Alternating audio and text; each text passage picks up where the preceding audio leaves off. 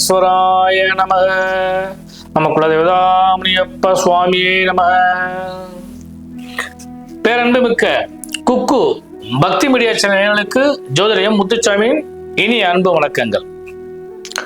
நகைச்சுவை, விகடம், எதிலும் ஒரு ஜாலியா இருக்கணும் அப்படிங்கிற நினைப்பு, அது செயல்படுத்தக்கூடிய தன்மை, இதையெல்லாம் கொண்ட மிதுனராசி அன்பர்களே, உங்களுக்கு இந்த நிகழும் மங்களகரமான ஸ்ரீ விசுவாவசு வருஷத்தின் தை மாதத்திற்கான பலாபலங்களை எடுத்துக் கூறுகின்றேன். அன்பர்களே, இந்த மாசம் மிக முக்கியமான மாசம். அதாவது தட்சிணாயனம் நிறைவு பெற்று உத்தராயணம் சொல்லக்கூடிய ஒரு புண்ணிய கால மாதமாக இந்த தை மாசம் துவங்குகிறது. அப்பேற்பட்ட இந்த தை மாசத்துல 1ஆம் தேதி பாத்தீங்கன்னா மகர சங்கராந்தி வருகிறது, தைப்பொங்கல் வருகிறது. அடுத்து 2ஆம் தேதி 3ஆம் தேதி மாட்டு பொங்கலும் காணு பொங்கலும் வரும். இந்த 3 நாட்களும் கரி நாட்கள். அடுத்து 4ஆம் தேதி பாத்தீங்கன்னா தை அமாவாசை. மிகப்பெரிய அமாவாசையில தை அமாவாசை ஒன்று, 3 அமாவாசையில முக்கியமான அமாவாசை தை அமாவாசை. இதுல உங்களுடைய முன்னோர்களை வழிபாடு பண்ணீங்கன்னா ஒரு சிறப்பான பலன்கள் உங்களுக்கு நிச்சயமாக கிடைக்கும். அடுத்து தை மாசம் 12ஆம் தேதி வாஸ்து நாளும் வருகிறது. அன்றைய தினம் குடியரசு தினம் வருகிறது. நம் இந்திய தேசத்தோட குடியரசு தினம் அன்றைய தினம் வருகிறது. அடுத்து 18ஆம் தேதி தைப்பூசம். சகல முருக ஸ்தலங்களிலும் மிக விசேஷமா இருக்கக்கூடிய இந்த தைப்பூசம் வருகிறது. வள்ளலாருடைய ஜோதி தெரியக்கூடிய காலகட்டங்கள் அது. அதே போல அன்றைய தினம் பௌர்ணமி வருகிறது. இந்த பௌர்ணமி, தை பௌர்ணமி ரொம்ப விசேஷமானது. அடுத்து இந்த மாசத்துல இருந்து 3 சுப முகூர்த்த நாள்கள் தான் வருகிறது. தை மாசம் 14ஆம் தேதி, 23ஆம் தேதி, 25ஆம் தேதி. இது போக சுப நாட்கள் இருக்கிறது. ஆனா சுப முகூர்த்த நாள்ங்கிறது 3 நாட்கள் தான். மிதுனராசி என்பதே முதல்ல கட்டங்கள், கிரக அமைப்புகள் உங்களுக்கு சாதகமா இருக்கான்னு பார்த்தா உண்மையிலே அருமையா இருக்கு.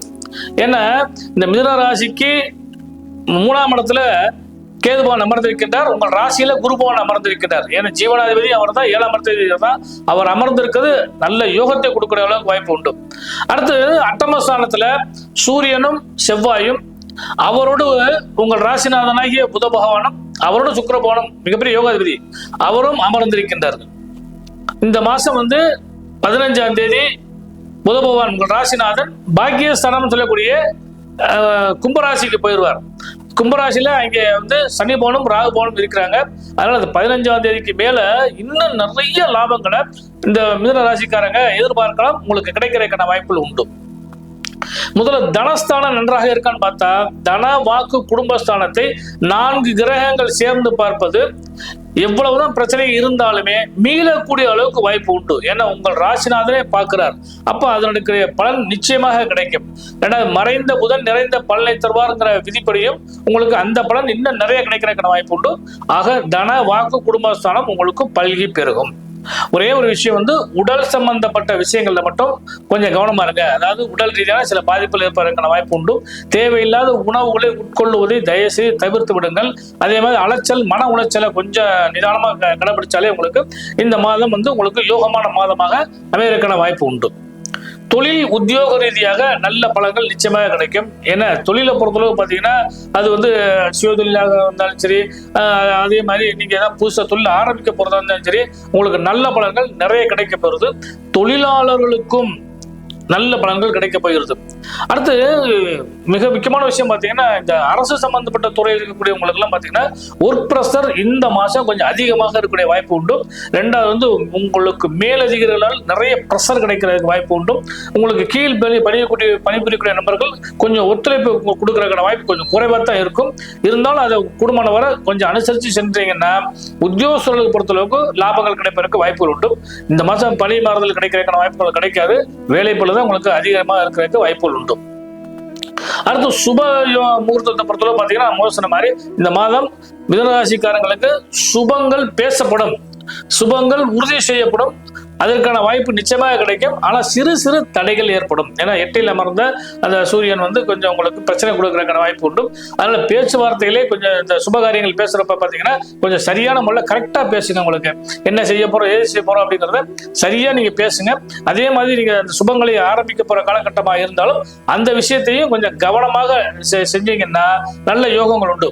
ஒரு வீடு, வண்டி, வாகன யோக சேர்க்கைகள் இதெல்லாம் கிடைக்கிறதுக்கான வாய்ப்பு உண்டு.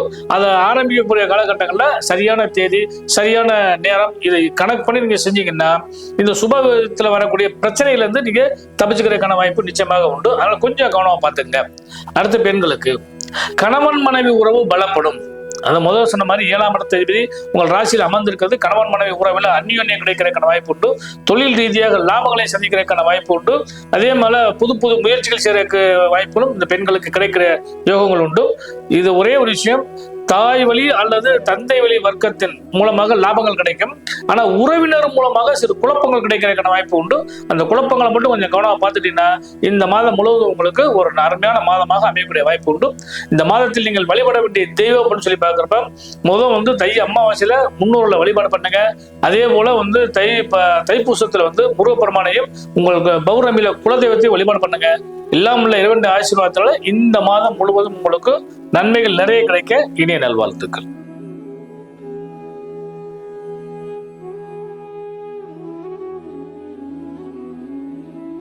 மிதுன ராசி பத்தி சில கேள்விகள் இருக்கு. அதாவது நீங்க சொல்லும் போது பாத்தீங்க அப்படின்னா இந்த மாதம் சற்று பிரச்சனைகளுக்குரிய மாதம் அப்படின்ற மாதிரி ஒரு பயமுறுத்திட்டீங்க. சோ அப்படி என்ன மாதிரி பிரச்சனைகள் வரும், அதுக்கு நிரந்தரமான தீர்வுகள் இருக்குமா? ஐயா, பிரச்சனைன்னு சொல்லி எதிர்பார்த்துன்னு வச்சுட்டீங்கன்னா முதல் சொன்னேன் ராசிநாதன் நல்ல இடத்துல அமர வேண்டும் சொன்னேன். அந்தபடி பார்க்குறோம் பார்த்தீங்கன்னா இந்த மாதம் 15 நாளைக்கு அவர் 8ஆம் இடம் சொல்லக்கூடிய இடத்துல மறைகிறார் இல்லையா? அப்ப மறைந்த புதன் நிறைந்த பல்லை தருவார் அப்படிங்கிற மாதிரி இருந்தாலுமே 8 எப்பயுமே பிரச்சனைக்குரிய இடம். அதான் முதல் விஷயம். ரெண்டாவது பாத்தீங்கன்னா பகை கிரகமாகிய செவ்வாய் அங்க உச்சத்துல உட்கார்ந்துருக்கிற அந்த ராசியில அவரோட சேர்றப்ப எவ்வளவுதான் புதனுக்கு பலம் இருந்தாலும் அந்த பலம் அதை விட பலம் பொருந்திய உச்சம் பெற்ற ராசியில் அமரக்கூடிய செவ்வாயால் இவருக்கு பிரச்சனை ஏற்படும். அப்ப செவ்வாய்னா என்ன? கடன், நோய், வம்பு வழக்கு, ரத்த சம்பந்தப்பட்ட உறவுகளால் பிரச்சனை அல்லது மருத்துவ சம்பந்தப்பட்ட செலவுகள் இதெல்லாம் ஏற்படுறதுக்கான வாய்ப்பு உண்டு. அதனாலதான் கொஞ்சம் கவனமா இருந்துங்க அந்த ஒரு 15 நாளைக்கு.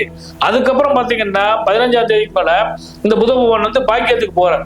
அப்ப பாக்கியஸ்தானத்துக்கு போறப்ப இந்த முன்ன இருந்த பிரச்சனைகள்லாம் கொஞ்சம் குறையக்கூடிய அளவுக்கு வாய்ப்பு உண்டு. ஆனா இந்த 6ஆம் இடத்துல செவ்வாய் உச்சம் பெற பத்தியில அது உண்மையிலே கொஞ்சம் பிரச்சனை தான். அதனாலதான் கொஞ்சம் எச்சரிக்கையா இருந்தேங்கன்னு சொன்னேன். இதை விட அடுத்து என்ன செய்யுன்னா குரு பகவான் வக்ரம் பெற்று உங்க ராசியில உட்கார்றாரு. அப்ப வக்ரம் பெற்று உட்கார்ந்தாங்கன்னா இந்த 7ஆம் இடம் சொல்லக்கூடிய கணவன் மனைவி பிரச்சனை தேவையில்லாம டென்ஷன், மண்டேடி இதெல்லாம் குழப்பம் வரும். ஜீவனாதிபதியாகிய குரு உட்கார்ந்து வக்ரம் பெறாரு. அப்ப தொழில் ரீதியா பாதிப்பு ஏற்படும். அதனாலதான் கொஞ்சம் கவனமா இருந்துக்கன்னு மிதுன ராசிக்காரங்களும் சொன்னேன். இப்போ அந்த மாதிரி வரக்கூடிய பிரச்சனைகளுக்கு ஏதாவது தீர்வு இருக்கா? நிச்சயமா உண்டு. அதாவது தெய்வ பலம் தான் நமக்கு தீர்வை அமையக்கூடிய வாய்ப்பு உண்டு. அதன்படி பாக்குறப்ப பாத்தீங்கன்னா இந்த தை மாசம் 4ஆம் தேதி வரக்கூடிய தை அமாவாசை இருக்கு பார்த்தீங்களா? அந்த அமாவாசை காலகட்டங்கள்ல அவரவர் இல்லத்து இறந்த முன்னோர்களுக்கு வழிபாடு பண்ணுங்க. திதி தர்ப்பணம் இதெல்லாம் கொடுங்க. அது உங்களுக்கு இந்த பிதிர்சாப தோஷத்தை நீக்கிவிடும். அதே போல பாத்தீங்கன்னா தை மாசம் வரக்கூடிய பௌர்ணமியில தை பூசம் வருகிறது. தைப்பூசத்துல முருகப்பெருமான வழிபாடு பண்ணுங்க. அம்மன் தெய்வங்களை வழிபாடு பண்ணுங்க. அவரவர் இல்லத்து குலசாமியை வழிபாடு பண்ணுங்க. எந்த பிரச்சனை இருந்தாலும் அதை சரி பண்ணி கொடுத்துருவாங்க. அப்போ இந்த பிரச்சனைகளுக்கெல்லாம் தீர்வுன்றது நம்ம வீட்டிலே உள்ள நீங்க சொல்வது போல தேடி போகாம குலசாமியை வழிபாடு, குலதெய்வ வழிபாடே உங்களுக்கு போதும் ஐயா. குலசாமியும் உங்களுக்கு நல்லபடியா அனுகிரகம் கொடுப்பாரு.